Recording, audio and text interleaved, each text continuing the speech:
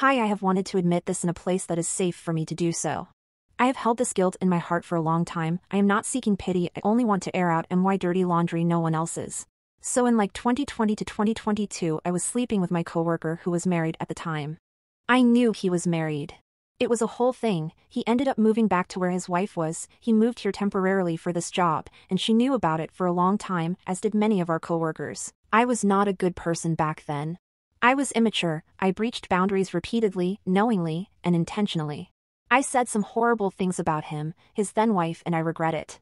I am conflicted now, however, because I had reached out to him after seeing him in a group FB chat late 2023, and I genuinely only intended to reach out so I could make amends and told him he didn't have to hear me out or even acknowledge the message.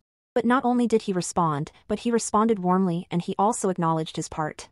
That was not an expectation that I had BTW, but wanted to point it out because I also want to note that I did enjoy the way that felt. During our affair, the intimacy was like nothing else.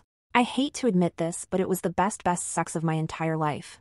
After everything fell apart, I would still dream about him.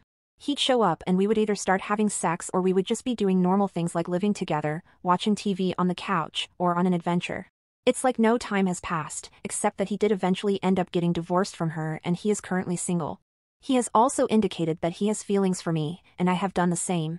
I am so conflicted. I feel like if I can ever forget or let go of the guilt. I feel like I do not deserve him because I feel like I've actually stolen someone away, even though I know it is more nuanced than that, but I hope maybe this can alleviate some of my guilt. It is so heavy to bear. I want to be happy with him, but I fear our whole relationship may be overshadowed by the past.